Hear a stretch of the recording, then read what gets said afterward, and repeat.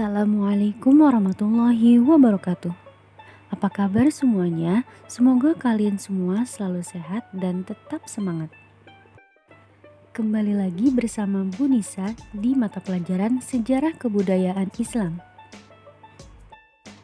Kali ini kita akan membahas tentang strategi dakwah Nabi Muhammad SAW di Madinah.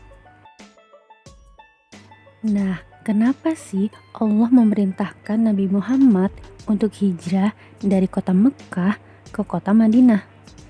Kondisi Mekah pada periode awal dakwah Nabi Muhammad tidak begitu bersahabat. Banyak peristiwa yang mengancam nyawa dan keselamatan Nabi Muhammad, para sahabat, serta kaum muslimin lainnya. Allah yang Maha Mengetahui tidak membiarkan kondisi tersebut terus terjadi. Oleh karena itu, Allah memberikan solusi kepada Nabi Muhammad untuk hijrah ke Madinah. Lalu, kenapa sih Allah memilih kota Madinah? Mengapa kota tersebut dinamakan Madinah? Bagaimana kondisi Madinah pada saat itu? Nah, untuk mencari jawabannya, langsung aja yuk kita simak materinya. Pertama, kalian harus tahu dulu nih sejarah nama kota Madinah. Kota Madinah sebelum datangnya Islam bernama Yathrib. Sebutan Madinah itu dikenal setelah masuknya Islam ke kota ini. Nah, kota Madinah dikenal juga dengan sebutan Madinatun Nabi. Dan dikenal juga dengan sebutan Madinah Al-Munawwarah. Artinya kota yang bercahaya. Selanjutnya kita juga mau bahas nih kepercayaan apa aja sih yang ada di masyarakat Madinah sebelum adanya Islam. Yang pertama ada agama Yahudi. Agama Yahudi masuk ke Madinah bersamaan dengan masuknya para imigran dari wilayah utara sekitar abad ke-1 dan ke-2 Masehi. Suku yang menganut agama Yahudi adalah Bani Qainuqa, Bani Nazir, Bani Ghatafan, dan Bani Quraidah. Dan yang kedua ada agama Nasrani. Agama Nasrani merupakan minoritas di kota Madinah, berasal dari kelompok Bani Najran. Nah, mereka memeluk Nasrani pada tahun 343 Masehi. Selanjutnya ada kepercayaan paganisme. Apa sih itu paganisme? Jadi, paganisme adalah kepercayaan terhadap benda-benda dan kekuatan alam. Contohnya seperti matahari, bintang, bulan, dan sebagainya. Yang terakhir ada Wathani. Wathani adalah kepercayaan yang menyembah pada patung-patung atau berhala.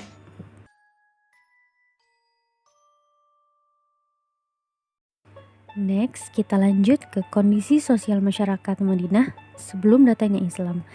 Nah, jadi Madinah itu merupakan kota terbesar di Provinsi Hijaz dan merupakan kota strategis dalam jalur perdagangan yang menghubungkan kota Yaman di selatan dan Syria di utara. Madinah juga merupakan daerah subur di Arab yang dijadikan pusat pertanian. Sebagian besar kehidupan masyarakat kota di Madinah itu hidup dari bercocok tanam, berdagang, juga beternak.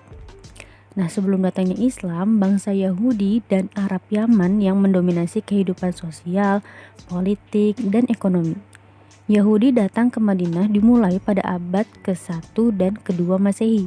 Mereka berusaha untuk menghindar dari kerajaan bangsa Romawi yang ingin menghilangkan nyawa dan menghancurkan kehidupan mereka pada saat itu.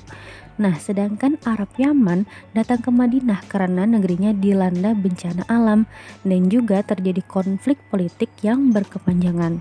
Nah, dua suku besar yang berhasil masuk dan menetap di Madinah adalah suku Aus dan suku Khazraj. Kita lanjut ke kondisi ekonomi masyarakat Madinah sebelum datangnya Islam.